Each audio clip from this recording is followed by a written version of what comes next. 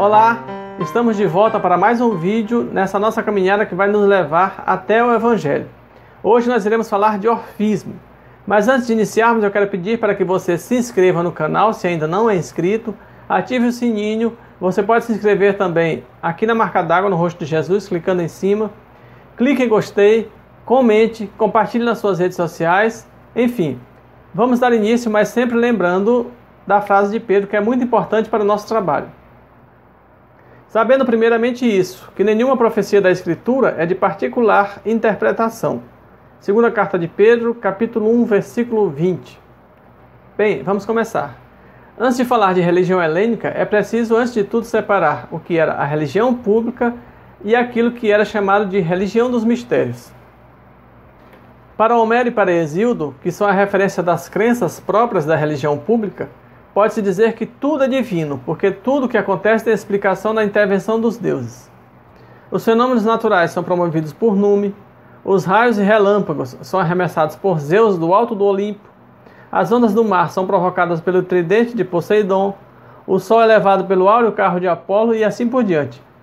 Mas também a vida social dos homens, a sorte das cidades, das guerras e da paz são imaginadas como vinculadas aos deuses de modo não acidental, e por vezes até mesmo de modo essencial.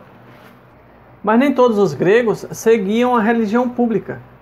Portanto, foram desenvolvidos aquilo que ficou conhecido como mistérios, que possuíam crenças próprias, mas também agregavam elementos gerais do politeísmo. Dentre os movimentos religiosos dos mistérios, o mais importante foi o orfismo. Enquanto Homero e Hesíodo iam dando forma poética às concepções religiosas do povo, desde o século VI a.C. havia uma escola de poetas místicos que se autodenominavam órficos e chamavam de orfismo a doutrina que praticavam. As origens do orfismo e do cantor Orfeu continuam um enigma.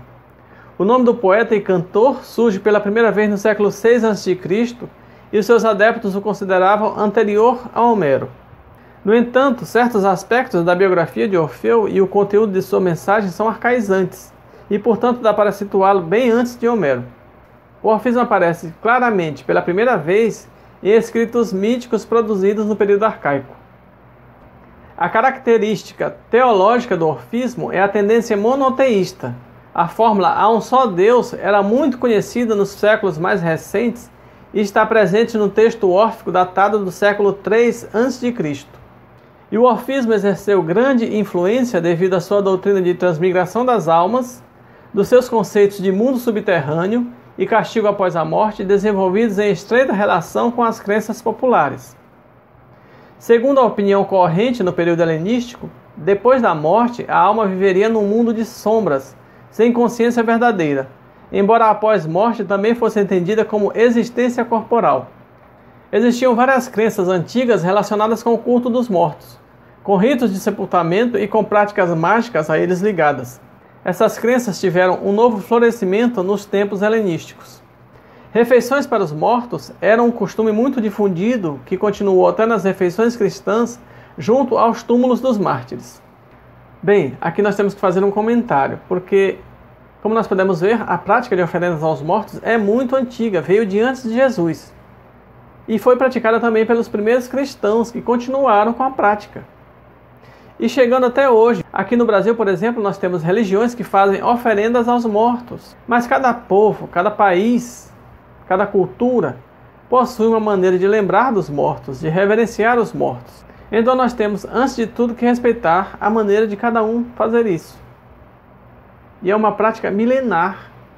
É estranho que a gente encontre nos primeiros cristãos essa prática. Mas é por isso também que nós devemos respeitar.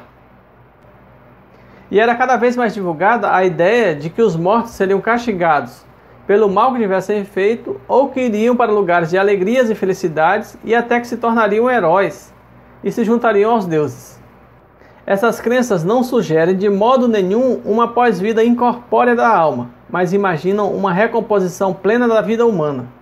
Apesar da visão de mundo astrológica, os órficos preservaram seu antigo conceito de um lugar de castigo nas profundezas da terra e dos campos dos bem-aventurados. Essa crença sobreviveu entre grande parte da população comum.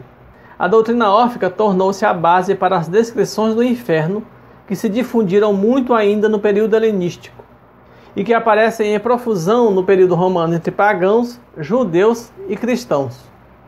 Bem, parece que o inferno é uma criação humana. Se a gente for lembrar lá no Gênesis, Adão e Eva foram simplesmente expulsos do paraíso, eles não foram mandados para inferno nenhum. Não existia inferno. O inferno surgiu depois, é uma criação que veio depois. Então, parece ser uma criação humana. Bom, continuando. Platão foi o primeiro a usar o conceito órfico de castigo na pós-vida.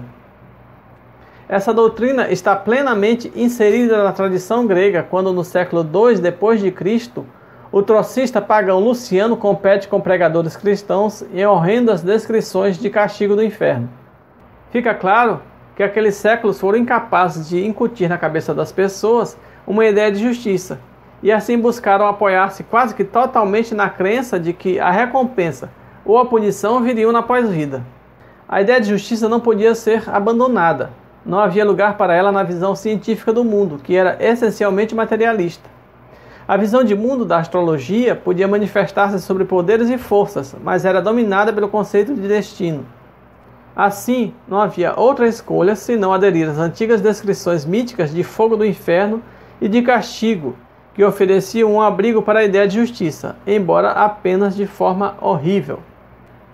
Bem, parece que o inferno foi mesmo criado para dar uma ideia de justiça para as pessoas, porque elas apenas viam os maus prosperarem e nunca serem punidos pelas maldades que faziam.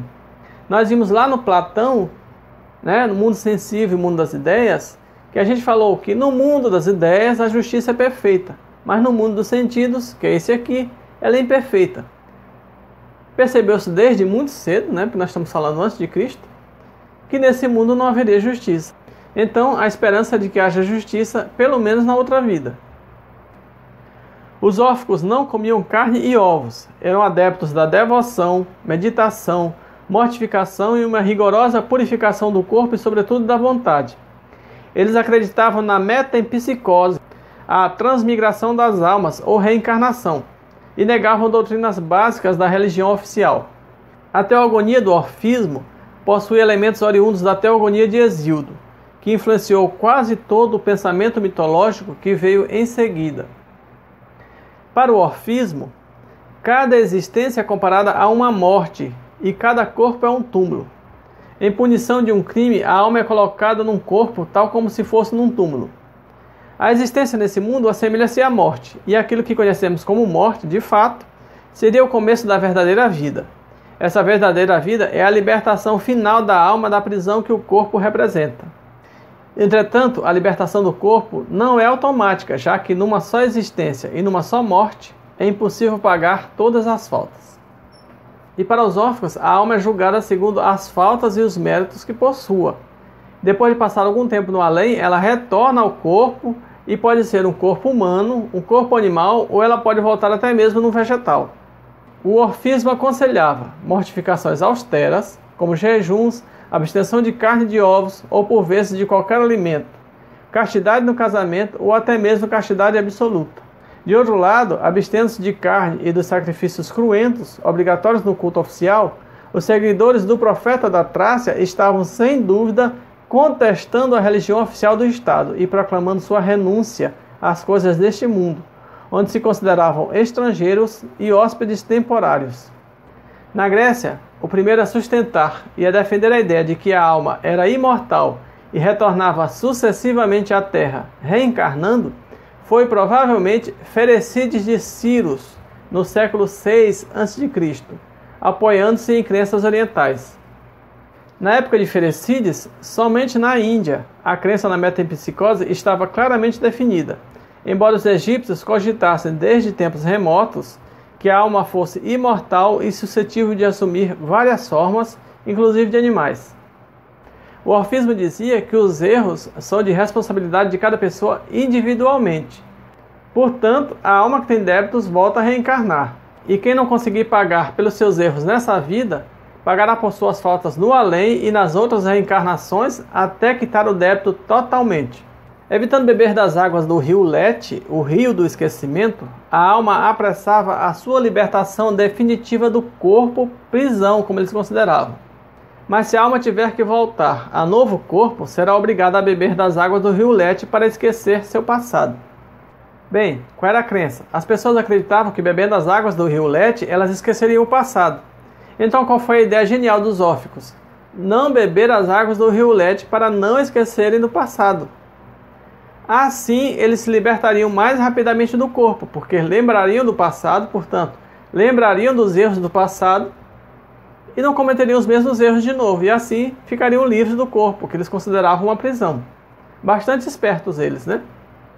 Muito bem, chegamos ao fim do nosso assunto de hoje. Mais uma vez eu quero pedir para que você se inscreva no canal se ainda não for inscrito, ative o sininho, clique em gostei, compartilhe nas suas redes sociais, comente por favor, e muito obrigado, até o próximo vídeo.